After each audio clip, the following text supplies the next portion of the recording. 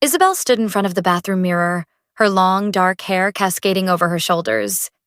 She ran her fingers through the strands absent-mindedly. Jack had always loved her hair. He would run his fingers through it, saying how much he adored the way it felt, how much it suited her. She could hear his voice in her mind as clearly as if he were standing right beside her. But he wasn't. He was away again. Jack was always away these days. Work, or so he said. Isabel tried not to mind it. She had learned to accept it as part of their life together. He had ambitions, dreams of moving up in his career, and that required travel, meetings, and late nights. They had been together for 2 years, and they had moved in together just a few months after they started dating. Everything had seemed perfect back then. She had fallen for Jack's charm, his wit, and his ambition. He had a way of making her feel like the only girl in the world when he was around. But lately, something felt off. Isabel sighed and glanced at her phone. No messages. Jack hadn't texted her since the morning when he'd sent a quick, "Good morning, babe. Off to a meeting. Talk later." She knew he was busy, but sometimes it felt like she was on the sidelines of his life, waiting for him to come home and bring everything back to normal. She missed him. Even though they lived together, she missed him. Deciding not to dwell on it, Isabel busied herself with cleaning the apartment. It had become her routine whenever Jack was gone, keeping things tidy, maintaining order, as if controlling her environment could somehow make up for the chaos she felt inside. As she dusted the bookshelves, her thoughts drifted to the small arguments they'd had recently. Most of them were trivial, but one stuck in her mind: her hair. Isabel had wanted to cut it short, maybe try something new like a bold color or a trendy bob. She had told Jack about it casually one evening while they were watching TV. "I think I want to cut my hair," she had said, running her fingers through the long strands. "Maybe go short, like shoulder length, or even a pixie cut."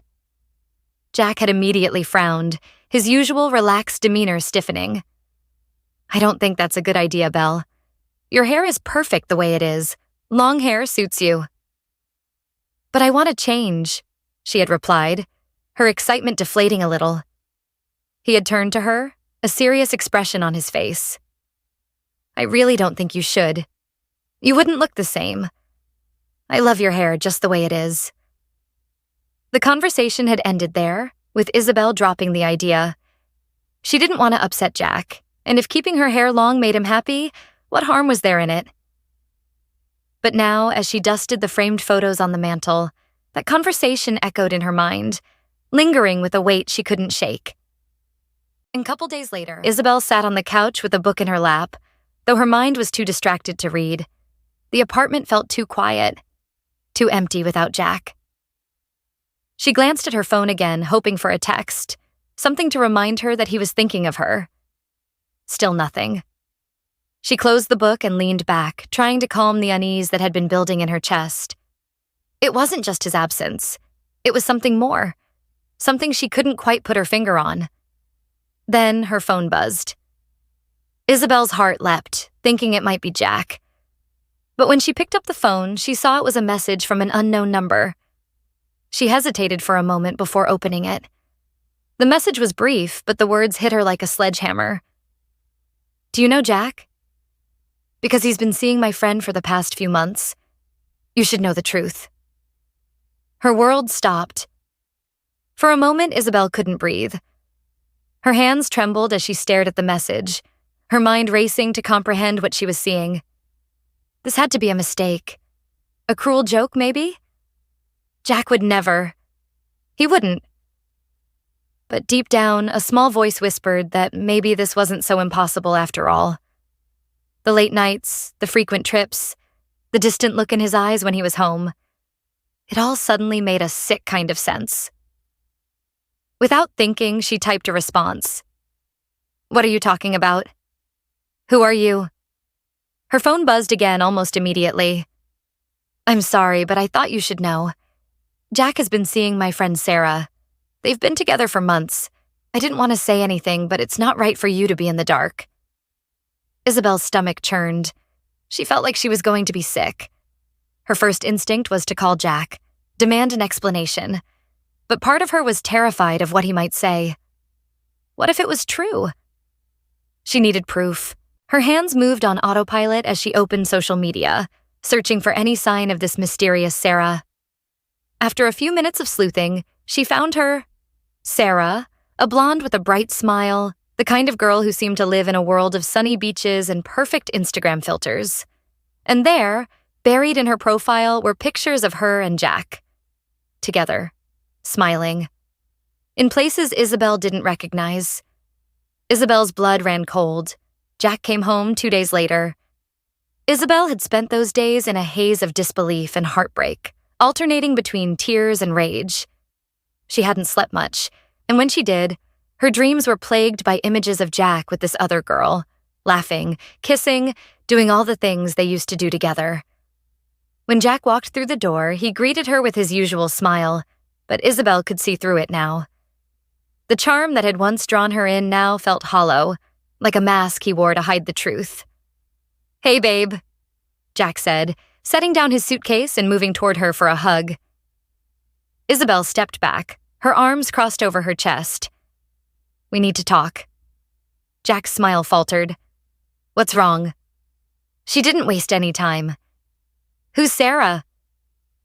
The color drained from Jack's face. He opened his mouth to speak, but no words came out. That was all the confirmation Isabel needed.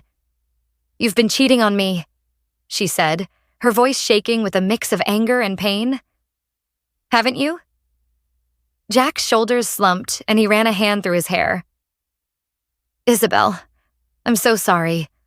I never meant for you to find out like this." Her heart shattered into a million pieces. The man she had loved, the man she had trusted with everything, had betrayed her. And now, standing in front of her, he didn't even have the decency to deny it. "How long?" she asked, her voice barely a whisper. Jack hesitated before answering. "A few months." Isabel's knees buckled and she had to grab onto the back of the couch to steady herself. She felt like the ground had been ripped out from beneath her, leaving her to fall into an endless abyss of pain and confusion. "Why?" she choked out. "Why would you do this to me?" Jack looked down at his feet, unable to meet her eyes. "I don't know. It just happened. I'm sorry, Isabel. I never wanted to hurt you." Tears streamed down her face, but she wiped them away angrily. "You didn't just hurt me, Jack. You destroyed me." He tried to reach for her, but she stepped back again. Don't. They stood in silence for what felt like an eternity, the weight of everything hanging in the air between them. Finally, Isabel spoke, her voice cold and final. "We're done, Jack. Get out." The days after the breakup were a blur. Jack had moved out, leaving Isabel alone in the apartment that now felt too big, too empty. Everywhere she looked, she saw reminders of him. The coffee mugs they used to drink from together, the blankets they used to curl up under on the couch, the framed photos of them smiling and happy, oblivious to the storm that had been brewing beneath the surface. Isabel felt like a ghost in her own life. She went through the motions of work, cleaning, eating, but none of it felt real. She was numb, her emotions a tangled mess of pain, betrayal, and anger. How could he have done this to her? How could the man she loved have lied to her face over and over again while living a double life? One day, Isabel found herself standing in front of the bathroom mirror, staring at her reflection. Her hair, long and dark, framed her face, just as Jack had always liked it. The sight of it made her sick. She remembered how he had always told her to keep it long, how he had never wanted her to cut it or change it. A fire ignited in her chest. Without thinking, she grabbed a pair of scissors from the drawer. She didn't hesitate. She started cutting, chunk after chunk of hair falling to the floor in uneven clumps. The more she cut, the lighter she felt. It was messy, uneven, chaotic, just like her emotions. But it wasn't enough. She wanted more. She wanted to erase every trace of the person Jack had tried to mold her into. The next morning, she went to a salon. She sat in the chair and looked at herself in the mirror, her uneven, hacked-up hair staring back at her. "I want to go bald," she told the stylist. The stylist blinked, clearly surprised. "Bald? Are you sure?" "Yes," Isabel said, her voice firm. "I want it all gone." The stylist hesitated but eventually nodded. "Okay, if that's what you want." As the clippers buzzed to life, Isabel closed her eyes. The sensation of the clippers against her scalp was strange at first, but as the hair fell away, she felt an incredible sense of freedom. She was shedding her old self, the person who had allowed Jack to control her, the person who had been broken by his betrayal. When the stylist finished, Isabel opened her eyes and stared at her reflection. She was completely bald. For the first time in a long time, she didn't feel weighed down by her past. She felt free. Isabel stepped out of the salon with her head held high, the cool breeze brushing against her newly bald scalp. She felt exposed, vulnerable, but also powerful. This was her fresh start, her way of taking back control of her life after everything Jack had taken from her. For the first time in weeks, she smiled. The days that followed were difficult, but Isabel was determined to move forward. She threw herself into work, into hobbies she had neglected, and into finding herself again. She had spent so much of her relationship with Jack bending to his wants and needs, always trying to make him happy. Now, she was learning how to make herself happy. One night, while scrolling through social media, Isabel came across a group for women who had made big life changes, everything from major career shifts to drastic haircuts. Intrigued, she joined the group and started reading their stories. It was comforting to know she wasn't alone, that there were other women out there who had gone through similar experiences and come out stronger on the other side. It started with a simple comment on a post. Isabel had shared her story with the group, writing about her decision to shave her head as a way of reclaiming her life after her breakup. The responses were overwhelmingly supportive, but one comment stood out to her. It was from a guy named Alex. "I think what you did is incredibly brave. Letting go of something that tied you to a painful past takes real courage. I don't know you, but I just wanted to say that it's inspiring." His words resonated with Isabel. She had received plenty of compliments since her transformation, but something about Alex's comment felt different. Genuine, thoughtful. It wasn't just about her appearance. It was about the deeper emotional shift she was experiencing. Curious, Isabel clicked on his profile. Alex wasn't someone who posted much about himself, but his profile picture caught her eye. He had a warm, easy smile, and there was something kind in his eyes. Without overthinking it, she sent him a private message. "Thank you for your comment.